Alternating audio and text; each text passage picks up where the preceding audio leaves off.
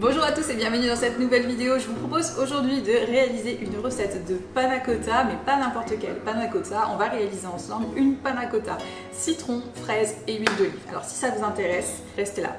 Alors avant de démarrer, je voulais vous donner quelques petites informations par rapport à la panna cotta, des informations de base qui vont vous permettre de pouvoir décliner ce type de recette en fonction des goûts que vous aimez et de vos préférences. La recette de la panna cotta, c'est une des recettes je pense qui est les plus simples et les plus rapides à préparer. C'est un dessert un petit peu classique, un peu trop classique à mon goût, mais je sais que c'est quelque chose qui plaît beaucoup et là où c'est intéressant, c'est que vous allez pouvoir lui apporter une petite touche de twist, une petite subtilité qui va faire qu'elle va être un petit peu moins classique. La base de la panna cotta, c'est simple, c'est de la crème, du lait et un peu de sucre que vous allez faire chauffer et dans laquelle vous allez ajouter de la gélatine. Et en fait, le fait de laisser la préparation prendre au frais, c'est ce qui va permettre à la gélatine de prendre et donc de donner cette consistance un petit peu crémeuse à votre panna cotta. Ensuite, généralement, la panna cotta est toujours accompagnée d'un coulis. Alors, pour faire un coulis, c'est très simple, il vous suffit de mixer des fruits et éventuellement du sucre. Si vous voulez rajouter une petite touche sucrée, vous pouvez évidemment rajouter plein d'autres choses, des zestes de citron, de la vanille. Il y a énormément de manières d'agrémenter un coulis et c'est ça qui est aussi intéressant. Mais voilà, généralement, donc, vous avez la panna cotta en elle-même qui est donc cette crème et un petit coulis à côté qui va apporter un petit peu de gourmandise et de fraîcheur. Maintenant que les bases sont posées, eh bien, je vous propose d'attaquer tout de suite avec la recette.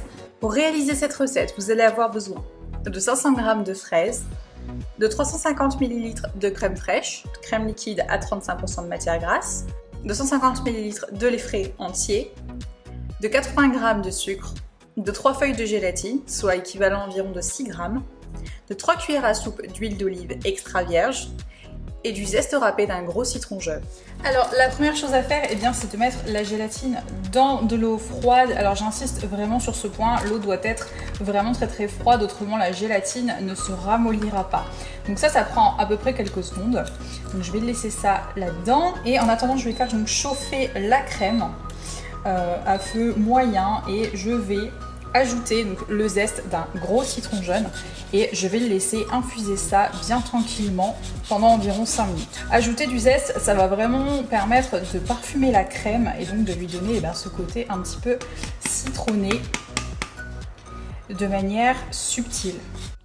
Je rajoute ensuite le lait et le sucre et je vais laisser chauffer toujours à feu doux pendant quelques minutes jusqu'à ce que le mélange soit bien chaud.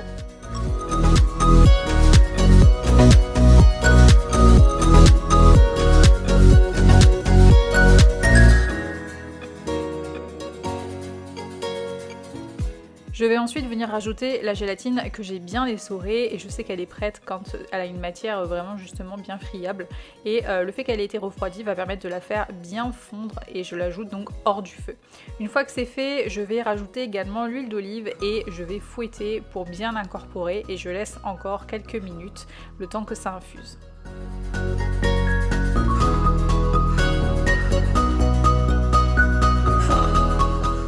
Je verse ensuite la préparation dans des verrines et je laisse reposer au frais pendant au moins 3 heures. Je m'occupe ensuite du coulis, donc pour ça je vais ajouter quelques poignées de fraises avec un petit peu de sucre et je vais mixer dans un bol de mixeur assez puissant avec un petit peu d'eau. Pour ajouter une petite touche d'acidité, j'ai rajouté une cuillère à soupe de vinaigre de framboise. Je verse ensuite le coulis bien frais sur les panna cotta une fois qu'elles sont prises et c'est tout.